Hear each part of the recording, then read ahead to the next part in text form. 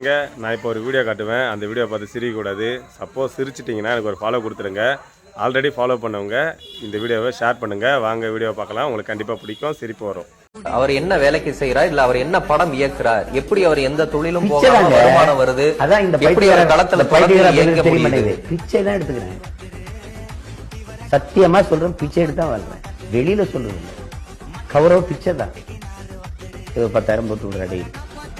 மச்சான் சுந்தர்சிக்கு போடுவேன், 1 லட்சம் கொடுத்து கொடுப்பாரு. காசு கொடுத்துருந்தா 1 லட்சம் கொடுப்பாரு. அதாவது யார்கிட்ட பேசுவேன், இப்போ தம்பி அண்ணன் ஏதாவது செலவு காசு கொடுத்துருவேன். இன்னைக்கு தானே எனக்கு ஆள் அனுப்பியிருக்கேன், எனக்கு காசு இல்லை, நான் செலவுக்கு ஏதாவது கொடுத்துருந்தேன் இருப்பாங்க, அனுப்பிடுறப்பா தம்பி அனுப்புவாங்க. சத்தியமா சொல்றேன், என் தலைவர் மேலே பிச்சை எடுத்து தான். என்னங்க பார்த்துட்டிங்களா?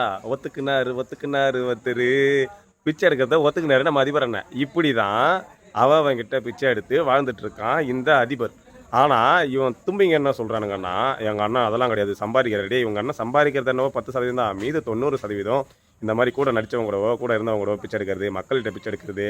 அந்த 1 கோடி 2 கோடி கார் இருக்கு பாரு, அது கூட ஒருத்தன் கொடுத்தான்ல. நான் என்ன சொல்கிறேன், ஒருத்தன் கொடுத்தா விருப்பப்பட்டு கொடுத்தான். நீ என்ன பண்ணியிருக்கணும்? இல்லை எனக்கு நீ பொருளாக கொடுக்காத, அந்த 2 கோடி ரூபாய்க்கு நீ எனக்கு காசாக கொடு, நான் மக்களுக்கு நல்லது பண்ணுறேன்னு சொல்லிட்டு உங்கள் அண்ணன் ஏதாவது ஒரு நல்லது பண்ணியிருப்பானடா? அந்த ஏதாவது ஒரு நல்லது பண்ணியிருப்பானா? மக்களுக்காக போராடி ஒரு போராட்டம் பண்ணியே வாழ்ந்தேன் அப்படின்னு சொல்லிட்டு நீங்கள் சொல்கிறீங்கல்ல. போராடி நீங்கள் என்ன பண்ணீங்க? ஒரு போராட்டத்தோடு ஜெயிக்கல, எல்லாத்தையும் கை விட்டீங்க. எப்படி தெரியுமா? அவங்ககிட்ட காசு வாங்கிட்டு. ஏன்னா இங்கே தமிழ்நாட்டில் ஒரு பழக்கம் இருக்குது நிறைய பேருக்கு, இது ஒரு சில பேர் கடைப்பிடிச்சிட்டு இருக்காங்க. ஒரு அதிகாரத்துக்கு எதிராகவோ ஒரு விஷயத்துக்கு எதிராக போராடணும்னு வச்சுக்கேன், அங்கே இருக்கிறவன் என்ன பண்ணுவானா, நான் அவனுக்கு காசு கொடுக்குறேன் போராடுறதுக்கு மேலே சொல்லுவாள்.